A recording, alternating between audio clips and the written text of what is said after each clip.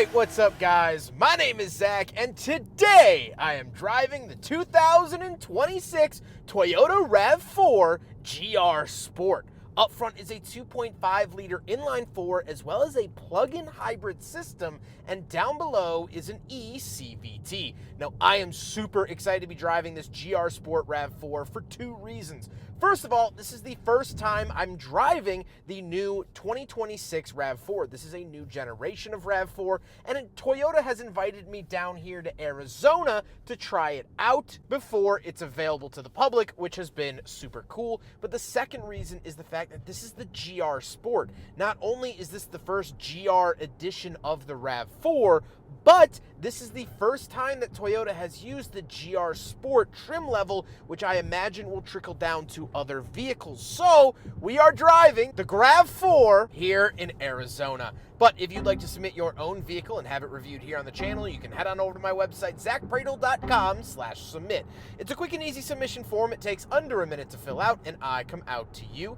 And if you'd like to see all my videos weeks or sometimes months in advance, you can head on over to my Patreon for only $5 a month. But let's get back to what the GR Sport is. Is this a hardcore performance vehicle like the GR86, the GR Corolla, and the GR Supra? No. However, it is a lot more than just an appearance package. They didn't just slap the GR name, throw some red stitching into it, and call it a day. First of all, it does have a lower ride height. It has stickier tires. It has lighter wheels. It has revised suspension. It has revised steering modes, and it has active grille shutters in the front grille that no other RAV4 gets. It also, of course, does have a body kit. It has an extra wing at the back, and all of these great features, but they did change the dynamics of the vehicle, and it is only available with the plug-in hybrid system that we'll talk about in a second.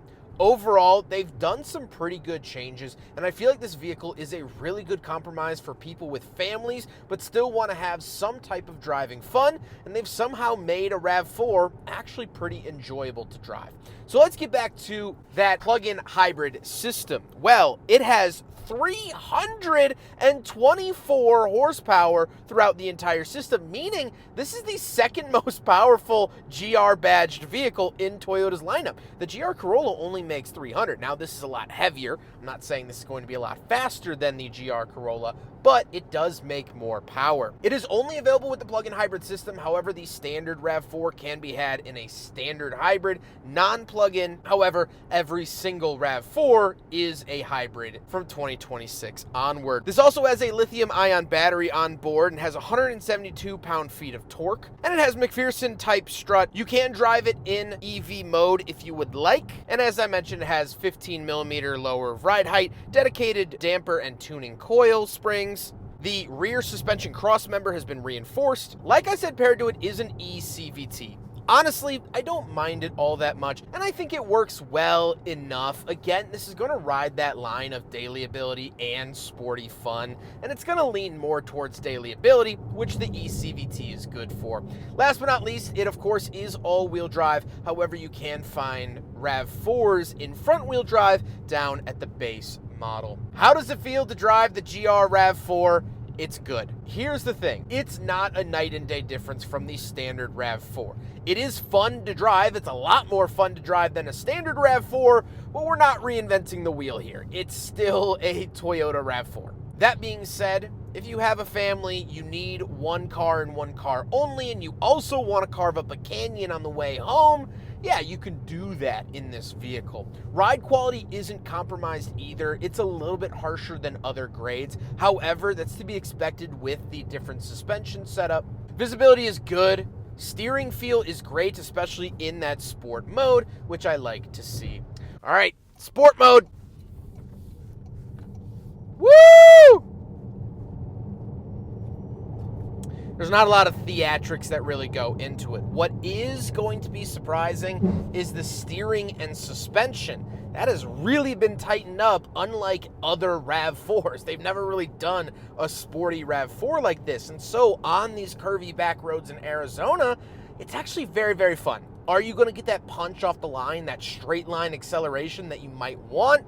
Not really, but it's very, very planted in the way that it turns. I'm very impressed with that. Speed, but handling, it's right there. That's really nice. With that stuff out of the way, let's talk about the interior. Well, in front of me, I have a completely digital gauge cluster, and that's standard in all new RAV4s. There are no RAV4s with physical gauge clusters anymore. I like it. Toyota is actively making it less and less busy. It's a lot more minimalist and easier to look at than RAV4s of the past. On the steering wheel, on the left, we do have selectors for that gauge cluster screen, as well as our go back voice commands, skip track, and volume. And off to the right, we have our adaptive cruise control options, and the GR gets its own special steering wheel with red stitching and a GR logo. Off to the left, we do have a climate control vent, gauge dimmer switch, and tailgate release. And moving on to the door, we have power mirrors, power locks, and power windows.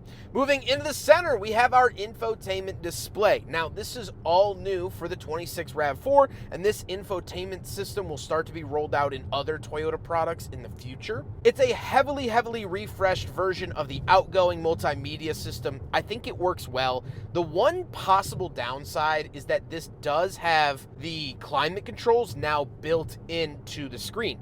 We do have dual zone physical temperature buttons, but that's it. The fan speed is ran through the screen. It's an okay mix of physical and digital. You can't access your fan speed for like the first 40 seconds when the vehicle starts to boot up, which is a downside, but you can change the temperature. So if it's blowing hot air, you can make it blow cold air, at least in that first little time. So it's not that big of an issue. We do have a 360 camera, which is very nice. And overall, the infotainment is very easy to use, which is great because the RAV4 is going to be purchased by tons of different people with different skill sets in technology. Down below that, like I said, we do get our dual zone climate buttons as well as our volume. Sticking with the volume knob, not making the mistake that the Corolla has had as of recent with the volume buttons instead of knobs. I like seeing the knob. And then down below, we have two climate control vents with the hazard switch, a tray for our wireless charger, and then off to the left, we have our drive mode select and our auto, EV, and hybrid mode button. The nice thing about the drive modes is that they have these really nice new graphics that come up on that gauge cluster display.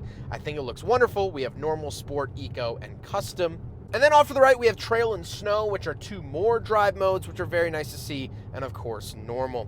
Down below to the left, we have a 15-watt USB-C charger, as well as camera view button, and off to the right, we have another 15-watt USB-C charger, hill descent control, and traction control off.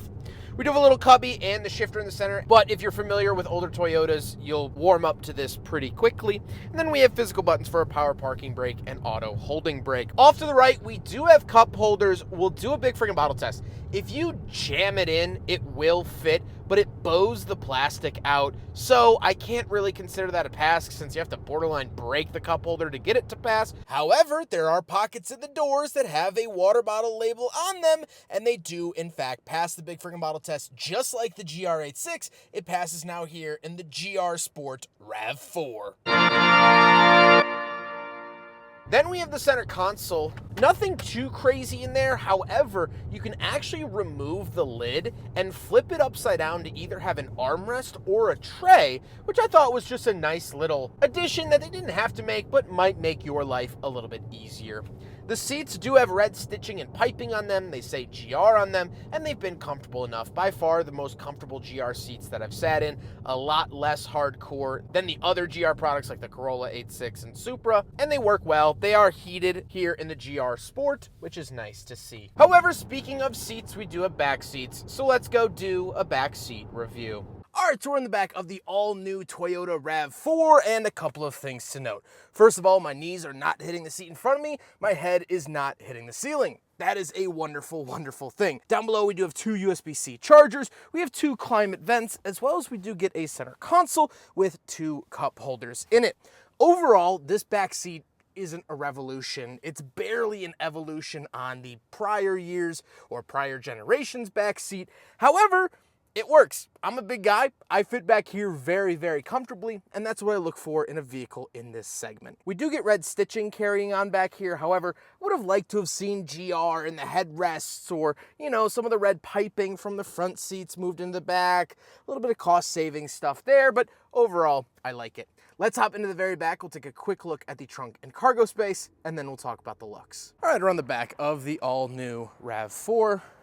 We do have a button there. It is a power operated tailgate. And then once we are back here, we do get nice GR logos on the rear carpet. We do have a 12-volt outlet over here and plenty of storage space. Not a huge difference from the outgoing model, but still definitely a lot. You can also come down here and you do get a spare tire, which a lot of plug-in hybrid vehicles don't have because of size restraints, so very nice to see that. We also do get a very big privacy cover, which is nice to see as well. Overall, pretty much business as usual behind the back of the new RAV4, but that is a very good thing. Now we gotta talk about the looks, and of course, like I said, this is pretty dramatically changed for the GR Sport. Has the active grille shutters, has a front chin spoiler, has the rear spoiler, body kit, things like that. It is really nice to see, and it's just so easy on the eyes. This is, in my opinion, the best looking new RAV4 that you can get. And for that reason alone, this would definitely be on my list to buy, but there are many other reasons as well. So with all of that being said, let's get on to my final thoughts. What do I think driving the Toyota RAV4 GR Sport for the very first time? Well, first of all, let's talk about just the new RAV4 in general. I have been fortunate enough to drive several of them here today, and I think the overall refresh and redesign has gone really well. I like the boxiness in here, especially the center console has a little bit chunkier of a look. The overall car has a little bit more of a muscular look, which I love to it. It drives nice, and honestly, going from the previous gen RAV4 to the next gen RAV4, it feels more like an evolution than revolution. I know they changed a lot and it is completely new, but it has that sort of lineage, that direct lineage from the old model that you're going to be able to get into the new model, and you're going to be able to enjoy it, and you're going to be able to know how everything works pretty immediately, which isn't always a given when car makers redesign a vehicle. So overall, I think the redesign is great. RAV4 has always been great. I think it'll always be great, and it's good. The GR Sport is a different animal. A small part of me does feel like this does water down the GR name ever so slightly. Just because I know I'm gonna have a friend text me and say, oh, I didn't know they made a GR SUV. Is that like the GR Corolla? And I have to go, no, it's the RAV4. It's a body kit and suspension and steering and stuff like that. However, we got to actually talk to the engineers, and they did put a lot of time and effort. They actually tried this out on their test course back in Japan that has corners that mimic the Nürburgring. They were serious when developing this thing. And so I'm so happy to see that they didn't just slap a GR badge on the back, give it a coat of paint, and kick it out the door. And so again, I think if you walk into a Toyota showroom ready to buy the GR Corolla, but you have a family of 4 and it just doesn't make sense, I think the RAV4 GR Sport is going to be there for you and be ready for you to have a little bit more fun, a little bit more pizzazz, a little bit more interesting of a vehicle without selling your soul to the GR Corolla devil, without making every single drive a track-oriented drive. Because this does ride that line of like, yeah, you could daily drive it and it's gonna be great, it's gonna be fine, it's gonna work and all of that, but you do also get some really fun attributes that come with it.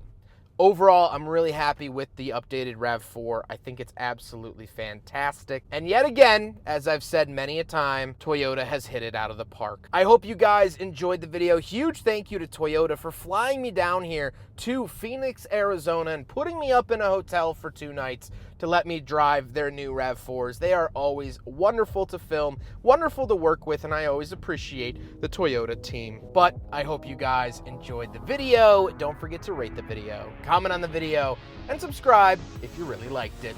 Take care, guys.